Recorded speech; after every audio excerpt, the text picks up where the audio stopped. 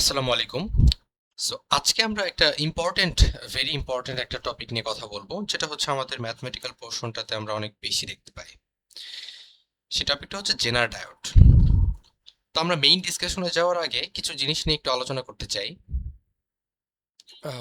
তো আলোচনা শুরু করা যাক। ফার্স্ট যে টপিকটা সেটা হচ্ছে ভোল্টেজ স্ট্যাবিলাইজেশন। অর্থাৎ আমরা একটু দেখি যে আমরা একটু আগে প্রিভিয়াস লেকচারগুলোতে হচ্ছে একটা জিনিস নিয়ে অনেক বেশি মাতামাতি করছিলাম, সেটা হচ্ছে রেকটিফিকেশন, রাইট? সো রেকটিফিকেশনের কাজ কি, যে আমাদের একটা এসি সিগন্যাল থাকে, সেটাকে হচ্ছে আমরা একটা প্রপার ডিসি তে কনভার্ট করার ট্রাই করি। সো জাস্ট রেকটিফায়ার সার্কিট দিয়ে আমরা এটা পারি না। আমাদের যেটা দরকার হয় যে আমরা জাস্ট রেকটিফায়ার সার্কিটের মাধ্যমে এটাকে হচ্ছে একটা সাইডে হচ্ছে কার্ভটা আনার একটা ব্যবস্থা করে ফেলি, রাইট? যেটা হচ্ছে ব্রিজ রেকটিফায়ারের মাধ্যমে আমরা করে ফেলি। এন্ড দেন হচ্ছে যখন আমরা এখানে ফিল্টার সার্কিট ইউজ করি, তখন ফাইনালি হচ্ছে আমরা এরকম একটা স্ট্রেট লাইনের মতো কার্ভ পেয়ে যাই। Okay, fine, no problem. But AC থেকে ডিসিতে কনভার্সনটা কিন্তু আমরা করে ফেলতে পেরেছি, কিন্তু একটা প্রবলেম থেকে যায়। প্রবলেমটা কি? আউটপুট ভোল্টেজটা যেটা পাচ্ছি, এই আউটপুট ভোল্টেজটার ওঠানামা হতে পারে। অর্থাৎ আমি যদি ইনপুটটা বাড়িয়ে দেই, ইনপুট ভোল্টেজ যদি বেড়ে যায়, তাহলে কিন্তু আউটপুট ভোল্টেজও বেড়ে যাবে। আবার ইনপুট ভোল্টেজ যদি আমি কমায় দিই, আউটপুট ভোল্টেজও কিন্তু কমে যাবে। So this is the problem. কেন প্রবলেম? কারণ হচ্ছে আমাদের বাসা বাড়িতে আমরা যে টিভি ইউজ করি, আমরা যে ফ্রিজ ইউজ করি, আমরা যে স্মার্টফোন ইউজ করি, আমরা যে ল্যাপটপ ইউজ করি, এই যে ডিভাইসগুলো ইউজ করি, এগুলোতে আসলে ভোল্টেজের যে ওঠানামা, এই ব্যাপারটা যদি হয়, তাহলে আসলে ওগুলো নষ্ট হয়ে যাবে। সো আমাদের যেটা টার্গেট সেটা হচ্ছে যে, যদিও ঢাকা শহরে এটা খুব কম দেখা যায়, বাট আপনারা যারা গ্রামে আছেন বা গ্রামে যান বা হচ্ছে কখনো এটা ফিল করেছেন, দেখবেন যে হঠাৎ করে হচ্ছে ফ্যানের ভোল্টেজ অনেক কমে গেল, মানে ফ্যান হচ্ছে অনেক আস্তে করতেছে। আবার একটু পরে দেখা যাচ্ছে যে ভোল্টেজ অনেক বেড়ে গেল, ফ্যান হচ্ছে অনেক জোরে করতেছে। সো এই যে ভোল্টেজের আপ ডাউনের কারণে ফ্যানে যদি স্টেবিলাইজার না থাকে, অর্থাৎ ডিভাইসটার মতো যদি স্টেবিলাইজার না থাকে, তাহলে হচ্ছে ডিভাইসটা নষ্ট হয়ে যাবে। সো এই স্টেবিলাইজেশনের কাজ বা স্টেবিলাইজারের কাজ হচ্ছে এই আউটপুট ভোল্টেজটাকে যাতে সে একটা নির্দিষ্ট ভোল্টেজে মেইনটেইন করতে পারে, এই ওঠানামাটা যাতে সে থামাতে পারে বা কনস্ট্যান্ট করে ফেলতে পারে। সো এটাই যে হোয়াই ডু উই নিড আসলে ভোল্টেজ স্টেবিলাইজারটার দরকারটা কেন? ভোল্টেজ স্টেবিলাইজেশনটা দরকার এই জন্যই, যাতে করে আমরা এই আউটপুট ভোল্টেজটাকে কনস্ট্যান্ট রাখতে পারি। এটা ন্যাচারালি কিন্তু কনস্ট্যান্ট থাকে না, নট অলওয়েজ কনস্ট্যান্ট। সো এই কনস্ট্যান্ট করার জন্যই আসলে আমরা ভোল্টেজ স্টেবিলাইজেশন টেকনিকটা ইউজ করি। সো এখানে আসলে দুই ধরনের ব্যাপার ঘটতে পারে। একটা হচ্ছে ইনপুট ভোল্টেজটার ভেরিয়েশন হতে পারে, মানে ইনপুট ভোল্টেজটা হচ্ছে বাড়া বাড়া অথবা কমা, এরকম দুইটা সিনারিও হতে পারে। অ্যান্ড আরেকটা সিনারিও হতে পারে যে লোড ভেরিয়েশন। সো আমরা দেখবো যে আমাদের হচ্ছে সার্কিটে হচ্ছে আরএল একটা লোড রেজিস্ট্যান্স থাকে। সো এটার হচ্ছে ভ্যালুটা কম বা বেশি হওয়ার উপরও আসলে এই জিনিসটা ডিপেন্ড করে। আমরা একটু পরেই দেখতে পারবো এই ব্যাপারটা। সো এখানে হচ্ছে মেইন প্রবলেম যেটা দেখতে পেলাম যে অনেকগুলো ইলেকট্রনিক ডিভাইস থাকে, যাদের হচ্ছে একটা কনস্ট্যান্ট ডিসি ভোল্টেজ দরকার হয় অপারেশনের জন্য।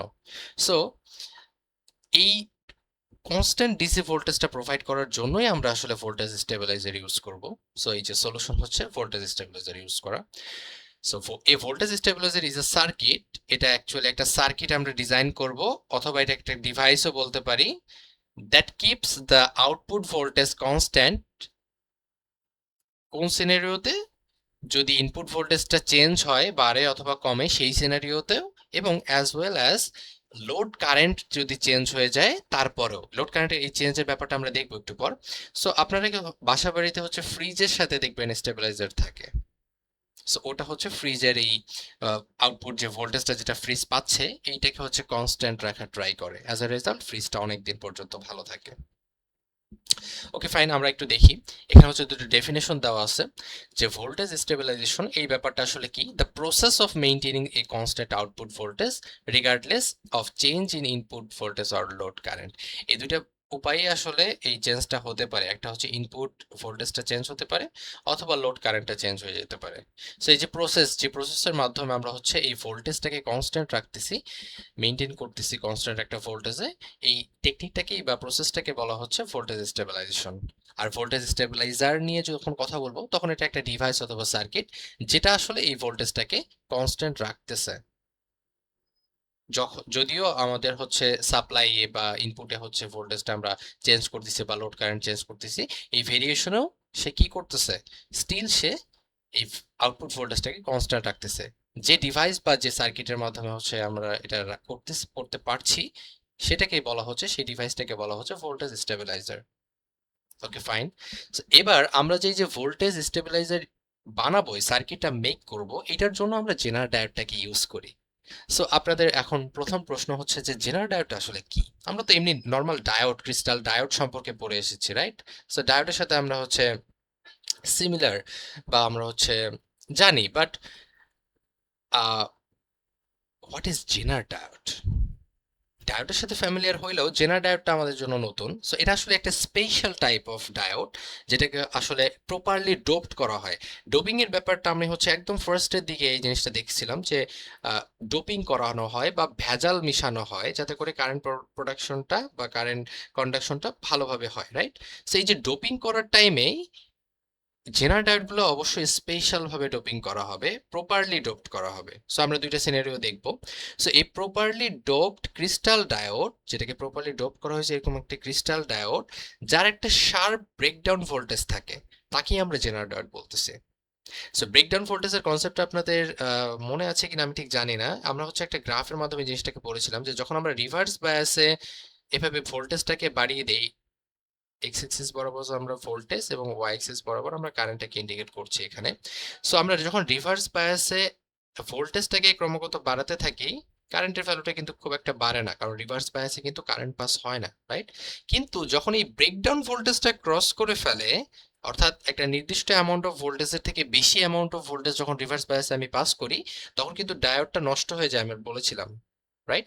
সো তখন কিন্তু কারেন্টটা ঠিকই খুবই ভেরি ফাস্ট, মানে খুবই অ্যাগ্রেসিভলি হচ্ছে ফ্লো করে, অর্থাৎ কারেন্টের ফ্লোটা অনেক দ্রুত বেড়ে যায়, কারণ ডায়োড ঠিক মতো আর কাজই করে না।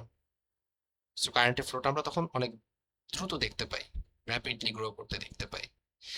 এখন এই জেনার ডায়োডের ব্রেকডাউন ভোল্টেজটা একদম নির্দিষ্ট করা থাকবে, এবং এই রিভার্স বায়াসের জেনার ডায়োডটা যে কাজটা করে, এইটার মাধ্যমে আসলে ভোল্টেজ স্টেবিলাইজেশনটা হয়ে থাকে।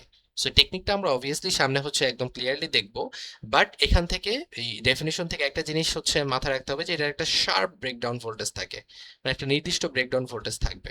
সো প্রপারলি ডোপড করা একটা ক্রিস্টাল ডায়োডের যদি এরকম শার্প একটা ব্রেকডাউন ভোল্টেজ থাকে, তখন আমরা সেটাকে জেনার ডায়োড বলতেছি। এই ব্রেকডাউন ভোল্টেজটা অতিক্রম করতে পারলেই আমাদের এই ডায়োডটা আসলে অ্যাক্টিভ হবে, যেটা আমরা ইন ফিউচার হচ্ছে একটু ডিটেলসে দেখবো যখন আমরা সার্কিটে যাব। ওকে, সো এবার হচ্ছে একটা কোশ্চেন মাথায় আসতে পারে যে আসলে এই ডায়োডটার নাম কেন জেনার ডায়োড? হ্যাঁ, এটা তো নাইফ ডায়োডও হতে পারতো, আপনাদের নাম অনুযায়ী ফাহিম ডায়োড বা হচ্ছে হৃদয় ডায়োডও হতে পারতো। ওয়াই জেনার ডায়োড? কারণ হচ্ছে এই ব্রেকডাউন ফেনোমেননটা, এটা আসলে এক্সপ্লেইন করছিল একজন সায়েন্টিস্ট যার নাম হচ্ছে ক্লিয়ারেন্স জেনার। সো এই ক্লিয়ারেন্স জেনারের জন্যই এই নামটা আসলে তার নাম অনুসারে জেনার ডায়োড হয়েছে। ওকে, আমরা হচ্ছে একটা ইফেক্ট দেখি। এই যে আমরা ডোপিং বলছিলাম ডেফিনেশনটাতে যে প্রপারলি ডোপড করতে হবে, এই ডোপিং এর উপর হচ্ছে বেস করে আমরা কিছু জিনিস দেখি যে effect of doping on breakdown voltage. Breakdown ভোল্টেজের উপর আসলে এটা একটা প্রভাব আছে। কেমন? ব্যাপারটা হচ্ছে এরকম যে আমরা যদি হেভিলি ডোপড করি, অর্থাৎ খুব বেশি পরিমাণে ভেজাল মিশ্রিত করি, তখন আসলে এই ডিপ্লেশন লেয়ার, আমরা হচ্ছে পিএন জাংশনে দেখেছিলাম যে একটা ডিপ্লেশন লেয়ার থাকে যেটাকে হচ্ছে ওভারকাম করতে হয় আমাদের যদি কারেন্টের ফ্লো বা ইয়াটাকে আমরা ফ্লো করতে চাই, রাইট? সো এই যে ডোপিং অর্থাৎ ভেজাল মিশ্রণ করা, এই ব্যাপারটা যদি আমরা হেভিলি করি, তাহলে আমাদের এই ডিপ্লেশন লেয়ারটা থিন হয়ে যায় বা পাতলা হয়ে যায়। তখন খুব অল্প কিছু ভোল্টেজ আমরা প্রোভাইড করতে পারলেই আমাদের হচ্ছে এই ডিপ্লেশন লেয়ারটা ব্রেক হয়ে যায়, তার মানে হচ্ছে ব্রেকডাউন ঘটে। অর্থাৎ এখানে এই যে ব্রেকডাউন ভোল্টেজ, এই যে এই পোর্শনটা ছিল, রাইট? সো এই যে এই পোর্শনটাতে পৌঁছাতে যদি আমরা হেভিলি ডোপড করি, তাহলে অল্প কিছু ভোল্টেজ রিভার্স বায়াসে পাস করলেই হচ্ছে আমরা ব্রেক করতে পারি, ব্রেকডাউন ভোল্টেজে পৌঁছাতে পারি। বাট আমরা যদি লাইটলি ডোপড করি, তখন হচ্ছে আমাদের এই ডিপ্লেশন লেয়ারটা বেশ মোটা হয়ে যায় বা ওয়াইড হয়ে যায়। তখন আমাদের এই ব্রেকডাউন ঘটাতে গেলে হায়ার ভোল্টেজের দরকার হয়, অনেক বেশি ভোল্টেজের দরকার হয়। সো এই ব্যাপারটা আমরা দেখলাম যে ডোপিং এর উপর আসলে এটার ইফেক্টটা রয়েছে। এবার আমরা একটা ইম্পর্টেন্ট টপিক দেখবো, যেটা হচ্ছে equivalent circuit of Zener diode. অর্থাৎ আমরা জেনার ডায়োডের পরিবর্তে জাস্ট হচ্ছে, আমি একটা জিনিস বলতে ভুলে গেছি যে আপনাদের জেনার ডায়োড এবং নর্মাল ডায়োডের হচ্ছে চিহ্নটা কেমন হবে। যেমন আমরা কিন্তু দেখেছি যে আমরা সার্কিটে এমনি নর্মাল ডায়োডকে এরকম একটা সিম্বল দ্বারা প্রকাশ করে থাকি, রাইট? বাট এটা যখন জেনার ডায়োড হয়ে যাবে তখন সিম্পলি আমরা এখানে এই পোর্শনটা, যেটাকে হচ্ছে আমরা হেড বলতেছি, এখানে কোনো প্রবলেম নাই, বাট এই বারের পোর্শনটাতে আমরা এখানে কি করি, আমরা এখানে হচ্ছে একটা বাঁকা জেডের মতো, লাইক এটা যেহেতু জেনার ডায়োড, সো এটা একটা জেডের মতো আইকন আছে, সো এরকম জেডের মতো একটা আইকন হচ্ছে আমরা এখানে ইউজ করি। আপনারা হালকা একটু বাঁকা করে এভাবে জেডের মতো লিখলে জিনিসটা হয়ে যাবে। একদম প্রপারলি যে জেডই লিখতে হবে এমন না ব্যাপারটা, একটা ঢেউ খেলানো শেপ একটা লিখে দিলেন, লাইক হচ্ছে এভাবে আমরা হেডটা তো ক্রিয়েট করলাম, জাস্ট হচ্ছে এখানে একটু হচ্ছে বাকিয়ে এভাবে দিয়ে দিলাম। এটাই হচ্ছে জেনার ডায়োডের হচ্ছে প্রতীক বলতে পারি আমরা। এরকম হচ্ছে যখন দেখবো, জাস্ট হচ্ছে লম্বা একটা দাগ দেখলে আমরা বুঝবো যে এটা নর্মাল ডায়োড, বাট এরকম জেডের মতো যখন বাঁকা দাগ দেখবো তখন আমরা বুঝবো এটা জেনার ডায়োড। আর জেনার ডায়োড আমি বলেছিলাম ফার্স্টে, জেনার ডায়োড কিন্তু অবভিয়াসলি সবসময়ই রিভার্স বায়াসে কাজ করবে। জেনার ডায়োড কখনোই ফরওয়ার্ড বায়াসে কাজ করবে না। ফরওয়ার্ড বায়াসে সে নর্মাল একটা ডায়োডের মতো কাজ করবে। তার মেইন যে ম্যাজিক্যাল যে কাজটা, এটা হচ্ছে রিভার্স বায়াসে গেলে দেখা যায়। তো দেখুন আপনারা হচ্ছে এখানে রিভার্স বায়াসে কিন্তু কানেক্টেড আছে। এই যে প্লাসের সাথে আমাদের কিন্তু যে ডায়োডের এন্ড পোর্শনটা আছে, রাইট? সো এটা হচ্ছে একটা রিভার্স বায়াসে কানেক্টেড। ওকে, ফাইন। সরি। তো আমরা যেটা বলছিলাম যে ইকুইভ্যালেন্ট সার্কিট আমরা ডিজাইন করব, মানে হচ্ছে আমরা জেনার ডায়োডের পরিবর্তে একটা সার্কিট ডিজাইন করব যেখানে আমরা ডায়োডের পরিবর্তে অন্য একটা কম্পোনেন্ট ইউজ করব। ওকে, ফাইন। আমরা একটু দেখার ট্রাই করি যে এখানে হচ্ছে দুইটা ধরনের ঘটনা করতে পারে। যে অন স্টেট, অর্থাৎ জেনারেটরটা অন অবস্থায় আছে, সে তার কাজ করছে, ব্যাপারটা এমন হতে পারে। কখন আসলে জেনারেল ডায়োডটা অন স্টেটে যাবে বা জেনারেল ডায়োডটা প্রপারলি কাজ করা শুরু করবে? এখানে জেনারেল ডায়োডের একটা নির্দিষ্ট ব্রেকডাউন ভোল্টেজ দেওয়া থাকে। আমরা যখন জেনারেল ডায়োডটা ইউজ করবো, লাইক কথার কথা হচ্ছে 0.7, এটা হচ্ছে এই ডায়োডের ক্ষেত্রে, এই জেনারেল ডায়োডের ক্ষেত্রে ব্রেকডাউন ভোল্টেজ। সো আমি যদি এখানে সাপ্লাই হচ্ছে 0.3 দেই, তাহলে কিন্তু এই জেনারেল ডায়োডটা অ্যাক্টিভ হবে না। আমি যদি 0.4 দেই, স্টিল এটা অ্যাক্টিভ হবে না।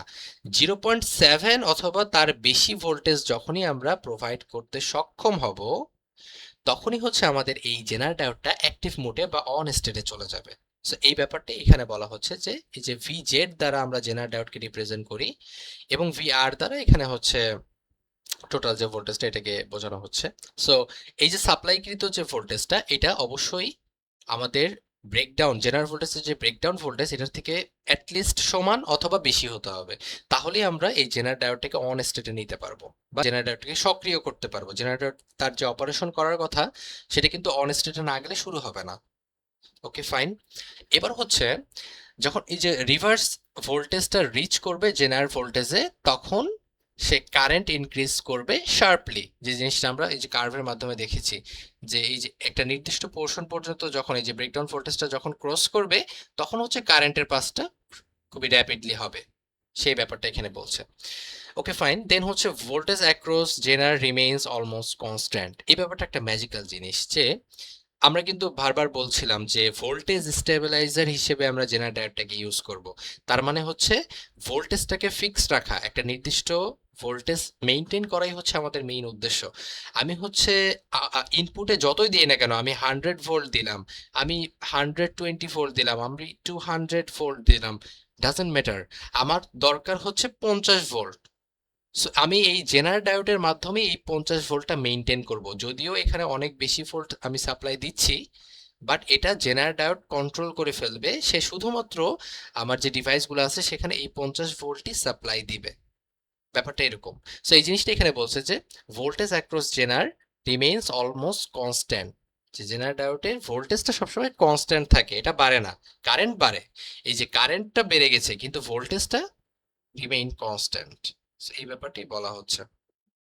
আপনারা দেখলে এই কার্ভটা দেখলেও বুঝতে পারবেন যে দেখেন এখানে হচ্ছে ভি এবং এখানে হচ্ছে আই। সো আইটা কিন্তু বাড়ছে, বাট ভিটা কিন্তু খুব একটা বাড়ছে না। দেখেন এখান থেকে জাস্ট হচ্ছে এই পয়েন্টে গেছে, অল্প, খুবই অল্প। সো ভি বাড়ে না, বাট আইটা বেড়েছে। সো এই ব্যাপারটাই। ওকে ফাইন, এবার হচ্ছে আমরা একটা জিনিস দেখি যে ইকুইভ্যালেন্ট সার্কিট আসলে আমরা কিভাবে ড্র করতে পারি। যেমন এভাবে আমরা একটা ডায়োডকে পরিবর্তে এখানে হচ্ছে অন্য একটা কম্পোনেন্ট ইউজ করব। যেমন এখানে দেখতে পাচ্ছি ইকুইভ্যালেন্ট সার্কিটে আমরা একটা ব্যাটারি ইউজ করছি, বাট এটা আসলে কিভাবে কাজ করে এই ব্যাপারটা কিন্তু একটু বোঝা দরকার। যখন আমরা জেনার ডায়োড ইউজ করি, এটা কিন্তু আমরা মাত্রই বললাম যে কারেন্টটা ঠিকই পাস হতে পারে, কিন্তু ভোল্টেজটা কিন্তু কনস্ট্যান্ট হয়ে যায়। তাহলে আমরা যে ব্যাটারি ইউজ করি সেখানে কি ভোল্টেজ সোর্স হিসেবেই কাজ করে, রাইট? সো ভোল্ট যদি আমার কনস্ট্যান্ট হয়, তার মানে এটা একটা ভোল্টেজ সোর্স হিসেবে কাজ করতেছে। তার মানে আমি বলতে পারি যে এই জেনারেটরের পরিবর্তে আমি জাস্ট একটা ভোল্টেজ সোর্স বা একটা ব্যাটারিকে ইউজ করতে পারি, রাইট? সো এই জন্যই ইকুইভ্যালেন্ট সার্কিটে এখানে এই ডায়োডের পরিবর্তে জাস্ট একটা ব্যাটারি ইউজ করা হয়েছে। ওকে, সো আপনারা আই থিংক এই ব্যাপারটা বুঝতে পেরেছেন।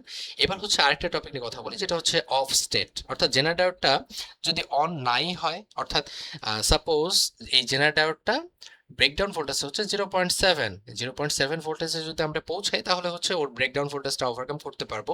মানে হচ্ছে আমরা ডায়োডটাকে অন স্টেটে নিতে পারবো। বাট আমি সাপ্লাই দিচ্ছি 0.3 ভোল্ট, অথবা আমি সাপ্লাই দিচ্ছি 0.4 ভোল্ট, তাহলে কি সে আসলে অন স্টেটে পৌঁছাতে পারবে? পারবে না। সো এই ব্যাপারটাই বলা হচ্ছে যে অ্যাটলিস্ট জিরোর থেকে বেশি সাপ্লাই দিতে হবে। 0 ভোল্ট সাপ্লাই দিলে এটা তো আসলে কিছু হলো না, রাইট? সো জিরোর থেকে বেশি ভোল্ট সাপ্লাই দিতে হবে, কিন্তু আমরা হচ্ছে এই যে ভিজেড যেটাকে বলছি, মানে হচ্ছে জেনারেটরের ব্রেকডাউন ভোল্টেজ, এটার থেকে কম ভোল্টেজ সাপ্লাই দিচ্ছি। তাহলে সে আর অন ভোল্ট হতে পারছে না, অর্থাৎ জেনারেটরটা কিন্তু অ্যাক্টিভ হচ্ছে না বা অন স্টেজে যাচ্ছে না। সো সেটা যদি না যায়, তাহলে আমাদের জেনারেটর তো আসলে প্রপারলি কাজ করতেছে না। সো তখন আমরা এটাকে আসলে একটা ওপেন সার্কিট হিসেবে বলতে পারি। অর্থাৎ ডায়োডটা যেহেতু কোনো কাজই করতেছে না, সো ডায়োডটা থাকা না থাকা একই কথা। সো আমরা জাস্ট ডায়োডটাকে তুলে এখানে সার্কিটটাকে ওপেন করে দিতে পারি। সো এইভাবে হচ্ছে আমরা অফ স্টেটে এটাকে ইকুইভ্যালেন্ট সার্কিট ডিজাইন করতে পারি। জাস্ট জেনারেল ডায়োডের পরিবর্তে এখানে আমরা একটা ওপেন করে দিচ্ছি, সার্কিটটা ওপেন হয়ে গেছে, রাইট? কারণ এটা যদি অন স্টেটে না যায়, তাহলে তো এটার প্রপার কাজ করছে না। সো জেনারেটর থাকা না থাকা তো একই কথা। এই জন্যই জাস্ট হচ্ছে আমরা ওপেন করে দিলাম, এটাকে আমরা ইকুইভ্যালেন্স সার্কিট হিসেবে ইউজ করতে পারি যখন এটা অফ স্টেটে আছে। ওকে ফাইন, এই দুইটা সিনারিও ছিল। এবার হচ্ছে আমরা জেনার ডায়োডটাকে কিভাবে হচ্ছে ভোল্টেজ স্টেবিলাইজার হিসেবে ইউজ করতে পারি সেই ব্যাপারটা দেখবো, যে ও আসলে কিভাবে সার্কিটে পার্টিসিপেট করবে এবং আমাদের ভোল্টেজটাকে কনস্ট্যান্ট রাখবে, চেঞ্জ হতে দেবে না। এই ব্যাপারটা কিভাবে ও আসলে করে। সো এই zener diode is use to maintain constant output voltage, যেটা হচ্ছে মেইনলি ভোল্টেজ স্টেবিলাইজারের কনসেপ্ট। ওকে, তো এবার আমরা যে ব্যাপারটা দেখব যে দুইটা ব্যাপারে আসলে এই চেঞ্জটা আসে বা ভোল্টেজের চেঞ্জটা হয়। কি কি? একটা হচ্ছে যে ইনপুট ভোল্টেজটা আমরা চেঞ্জ করতে পারি, মানে আমরা যে সাপ্লাই দিচ্ছি, ইনপুট দিচ্ছি, এই ভোল্টেজটা হচ্ছে আমরা বাড়িয়ে দিচ্ছি বা কমিয়ে দিচ্ছি। আরেকটা জিনিস হতে পারে যে লোড রেজিস্ট্যান্সের চেঞ্জ হতে পারে। লোড রেজিস্ট্যান্স মানে হচ্ছে যে আর এল, এই পোর্শনটাতেই হচ্ছে আমাদের ডিভাইসগুলো থাকে। সো এই যে আর এল যে রেজিস্ট্যান্সটা, এই রেজিস্ট্যান্সের ভ্যালুটা যদি কমে যায় বা বেড়ে যায়, সেক্ষেত্রে কিন্তু আমরা একটা চেঞ্জ দেখতে পারবো। সো আমরা দুইটা সিনারিওর ক্ষেত্রেই দেখবো যে আসলে ব্যাপারটা কি হয়। প্রথম যে কেসটা, সেটা হচ্ছে ইনপুট ভোল্টেজটা ইনক্রিজ হয়ে যেতে পারে। অর্থাৎ এই ইনপুট ভোল্টেজটা আমি অনেক বেশি ভোল্টেজ সাপ্লাই দিচ্ছি, সেই ক্ষেত্রে কি হবে, এটা আমি আসলে কিভাবে মেনটেন করব? বেশি ভোল্ট যদি সাপ্লাই দিই, তাহলে তো আর এল এ হচ্ছে বেশি ভোল্টেজ ড্রপ হওয়ার কথা। তার মানে আমার সাপোজ 3 ভোল্ট হচ্ছে ডিভাইস নিতে পারে, আমার হচ্ছে একটা মোবাইল ফোন আছে, 3 ভোল্ট হচ্ছে সে নিতে পারে, বাট আমি এখানে হচ্ছে 5 ভোল্ট ইনপুটের সাপ্লাই দিচ্ছি। তাহলে কি হবে? তাহলে কি আমার ফোনটা নষ্ট হয়ে যাবে? কিভাবে আসলে জেনারেল ডায়োড এটাকে মেনটেন করবে, 3 ভোল্টই রাখবে? এই ব্যাপারটা করে সে, এই যে আমরা একটা সার্কিট ডিজাইন করেছি, সার্কিট ডিজাইনটা কিন্তু অবশ্যই ইম্পর্ট্যান্ট। দেখেন, আমরা কিন্তু এখানে একটা আর নামক রেজিস্ট্যান্স ইউজ করেছি, এইখানে জেনারেল ডায়োডটা ইউজ করেছি, এবং এই জায়গায় আর এলটা আছে, জেনারেল ডায়োডটা প্যারালালি আছে। সো জেনারেল ডায়োডটা কিন্তু অবভিয়াসলি রিভার্স বায়াসে আছে। কিভাবে? এই যে ব্যাটারির পজিটিভ প্রান্ত কিন্তু এটার এন এর সাথে, এবং পি এর সাথে কি আছে? নেগেটিভ প্রান্ত। সো রিভার্স বায়াস আছে, এটুকু শিওর। এখন আমি যেটা বলছিলাম যে যদি আমি ইনপুট ভোল্টেজটা চেঞ্জ করি, অর্থাৎ ইনপুট ভোল্টেজটা যদি আমি বাড়িয়ে দেই, তাহলে কি ভোল্টেজটা এখানে বেড়ে যাওয়ার কথা আর এলে, বাট সেটা হয় না। তাহলে এটাকে কে আসলে ব্যালেন্স করে? এই যে আর যে রেজিস্ট্যান্সটা আমরা ইউজ করি, এই আর রেজিস্ট্যান্সটা ব্যালেন্স করে। অর্থাৎ আমরা জানি যে ভোল্টেজ যতটুকু সাপ্লাই দিচ্ছি, এটা কিন্তু কম্পোনেন্ট গুলোর মধ্যে ড্রপ হয়ে যায়, ভোল্টেজ ড্রপ হয়ে যায়, তাই তো? সো আমি যদি ভোল্টেজটা বেশি প্রোভাইড করি, সেক্ষেত্রে এই রেজিস্ট্যান্সটার মধ্যে এই অতিরিক্ত যে ভোল্টেজটা দিলাম এটা ড্রপ হয়ে যাবে। অ্যাজ আ রেজাল্ট আমাদের যতটুকু দরকার ভোল্টেজ ততটুকু ভোল্টেজই আমরা আসলে এই আরএল এর মধ্যে পাবো।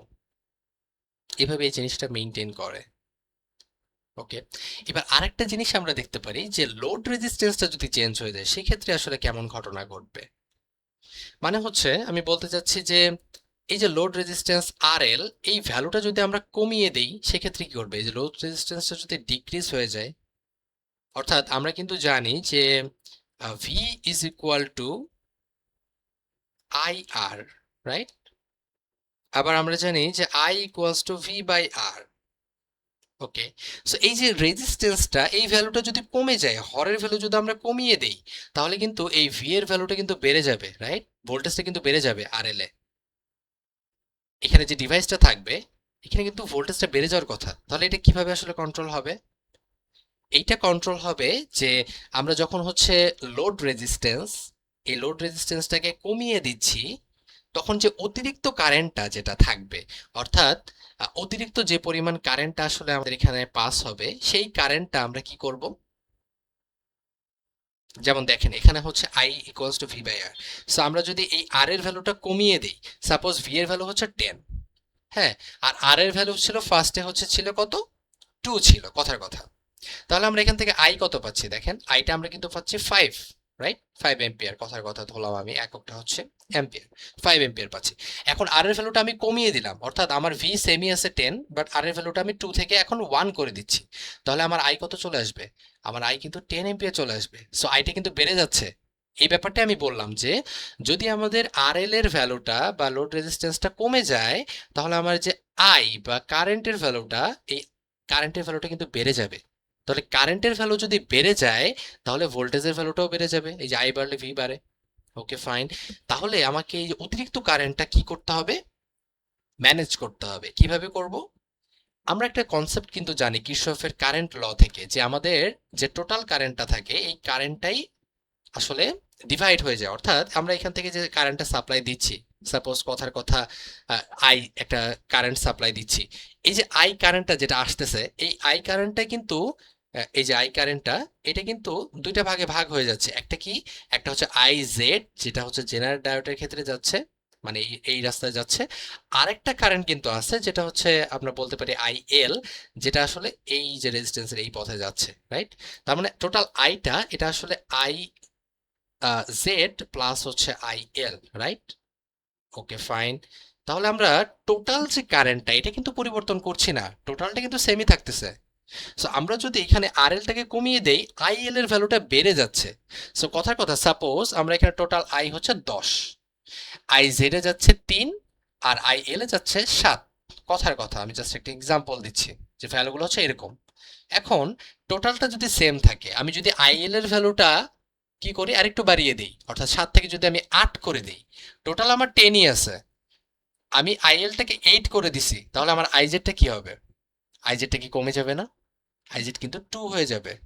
So, এই ব্যাপারটাই যে যখন আমাদের এই লোড রেজিস্ট্যান্সে কারেন্টের ভ্যালুটা বেড়ে যায়, তখন এই যে জেনার ডায়োডের মধ্যে দিয়ে যে কারেন্টটা ফ্লো হচ্ছিল অর্থাৎ আইজেড এই ভ্যালুটা তখন কমে যায়।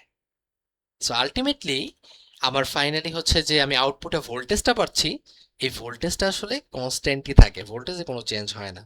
সো এই কারেন্টের চেঞ্জটা হয়। ওকে, আই থিঙ্ক জিনিসটা ক্লিয়ার। এবার হচ্ছে আমরা একটা ফর্মুলা দেখতে পারি যে সামটাইমস আমাদেরকে বলে ম্যাথমেটিক্যাল, আমরা একটা আরেকটা ভিডিও হচ্ছে প্রকাশ করব, তখন আপনারা দেখতে পারবেন যে ম্যাথ আসলে কি টাইপের আসে।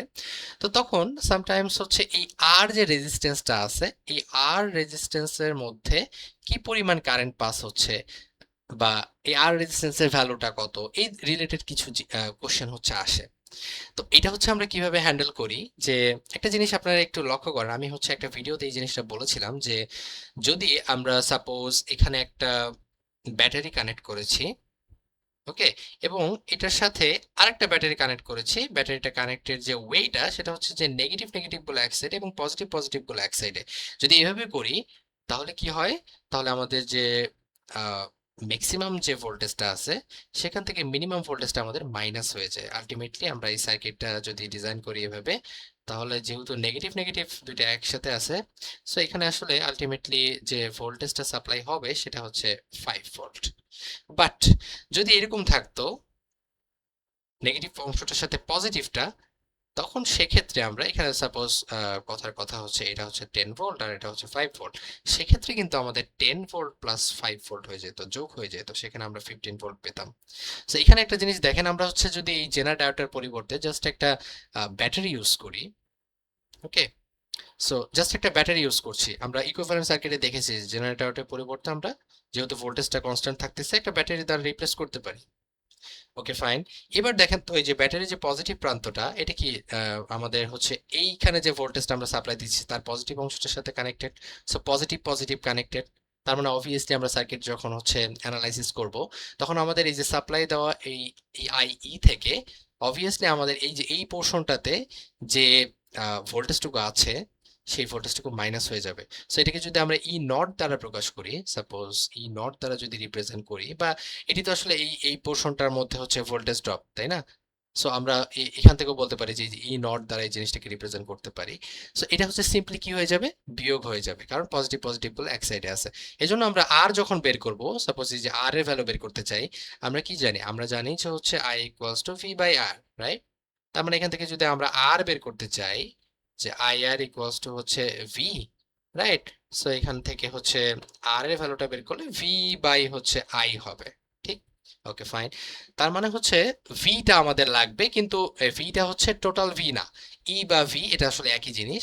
সো এটা আসলে টোটাল না, রাইট? কেন টোটাল না? কারণ হচ্ছে আমাদের এখানে যেহেতু এই যে পজিটিভ পজিটিভ একসাথে আছে, সো আমরা সার্কিটে যখন অ্যানালাইসিস করব তখন আলটিমেটলি আমাদের যে ইফেক্টিভ যেটা ভি বা ইকুইভ্যালেন্স যে ভি যেটা আসলে আমাদের এখানে অ্যাপ্লাই করা হচ্ছে এই সার্কিটের জন্য, সেটা কি, সেটা হচ্ছে ইআই মাইনাস ই জিরো। কারণ আমরা সাপ্লাই দিচ্ছি একটা হিউজ অ্যামাউন্ট অফ বা বেশি পরিমাণ একটা ভোল্টেজ, বাট কিছু ভোল্টেজ আমাদের কিন্তু এখানে মাইনাস হয়ে যাবে। কেন? কারণ এই যে আমি বললাম যে পজিটিভের সাথে পজিটিভ কানেক্টেড।